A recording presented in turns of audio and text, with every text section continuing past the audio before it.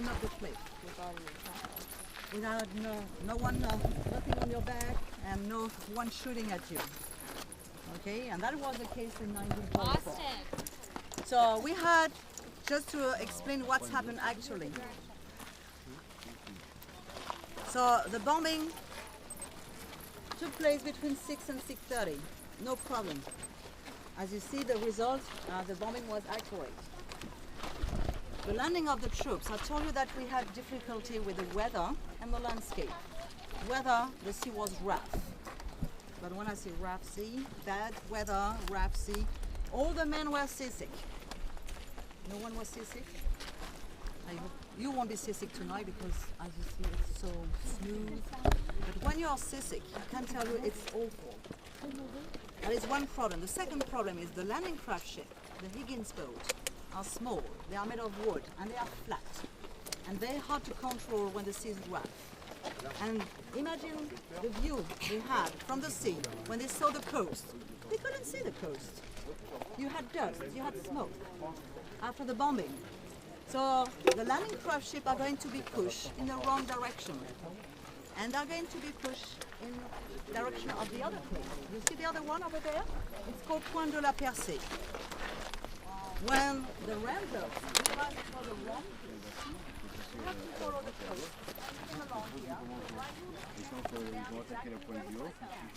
Except that instead of landing at 6:30, they're going to land by 7. Imagine half an hour delay. First, the Germans knew that the bombing was finished. They could come outside the shelter and were ready to fight. And second, they have 1 hour to destroy the battery. If by 7:30 this battery is not controlled, the Navy is going to open fire, to shell. And also, if they are not on time, the reinforcement will be sent on Omaha Beach. The fact they landed by 7, they are already late. The reinforcement was sent on Omaha.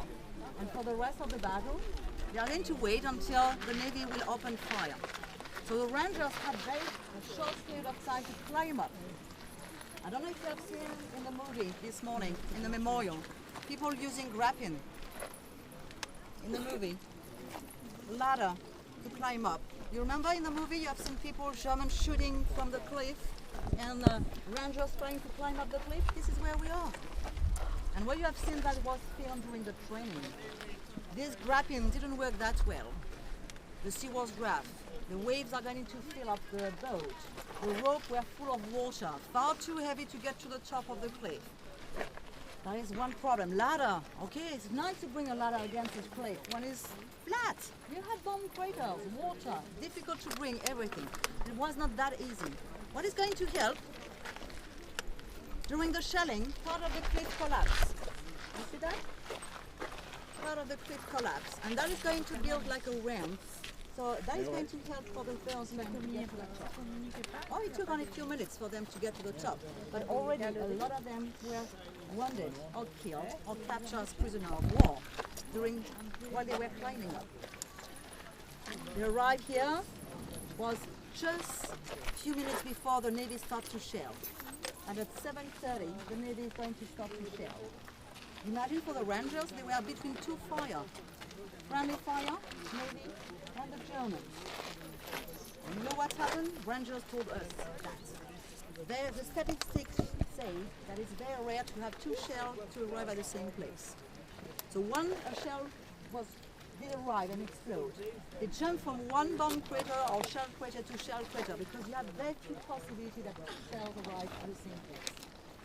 And they are going to progress that way to get close to the bunker, to destroy the bunker and to destroy the guns. And when they did arrive here, what they discovered? Nothing. The guns were not here. They have been all removed from here. Instead, you had telephone pole, decoy. So these Rangers have climbed up this cliff for nothing. The second mission was to blow up the ammunition shelter. That was done. Third mission was to go in direction of the road we took, to control the road and to make the junction with the troops coming from Omaha. And one company, that was their job, to secure the road. They went in that direction, And the sergeant from this company, his name is Sergeant Lommel, he found tracks on the ground, say we have no train in this place. He followed the tracks and discovered the guns. Oh, they were not here, they were half a mile from here, along a hedgerow. They'd been from the plains, we couldn't see anything. But he discovered the guns, and he had in his pocket thermite grenades. Grenades that are melting them still. He's going to put the grenade because you had no German beside the guns. Quite surprised. All the Germans were in a field, not far away, but no one close to the guns. They have destroyed the guns on D-Day. They discovered them and destroyed the guns. But the Germans are going to counterattack. And the fighting, the battle for this place is going to take place June the 6th, day and night. June the 7th, day and night. Until June the 8th, midday. 2 days and a half of fighting. It's a long time, I can tell you, because the reinforcement didn't arrive. The reinforcement was on Omaha Beach. It will take 2 days and a half for them to come here. And you imagine for these men to be alone, no reinforcement, how to get ammunition to fight. And that was why we talk so much about them. They took the place, destroyed the gun on D-Day, but they are going to fight 2 days and a half, and they hold the place and never surrender. How many survived? Not so many. There were 225 for the very beginning of this mission. There were just 90 still able to fight after 2 days and a half of fighting. 90 survivors out of 225, just for 12 acres of land. That's why we talk so much about these men. They have done their mission and they hold the place with so few men, 2 days and a half of fighting. They were really courageous, and that's why we talk so much. Any question? Do you know why the guns were not here? Don't worry, they're not biting. They're not planes, they're not no weapons. They don't bite.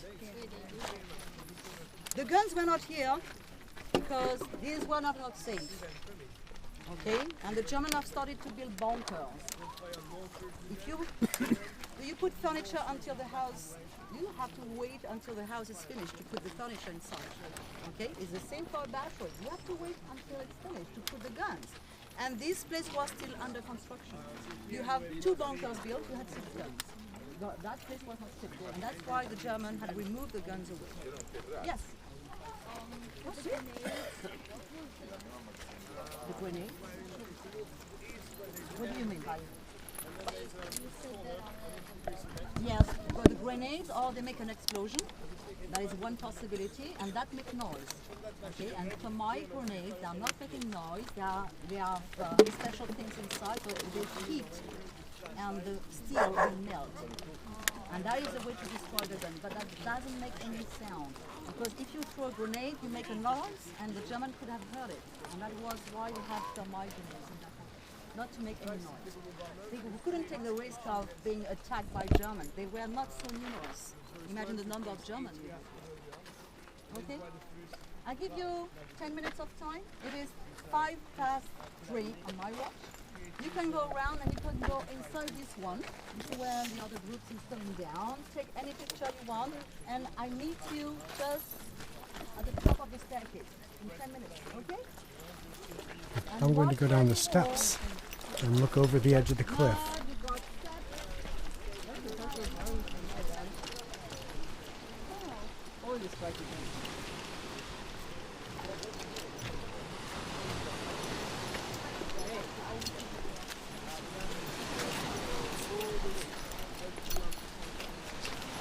Yours?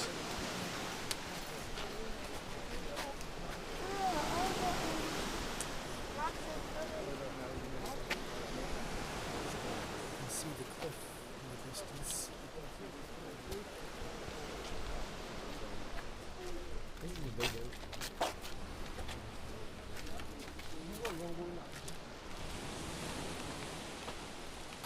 More fortifications here still. Looks like there's tunnels cut into the rock down there. I'm not sure if that's natural or man-made.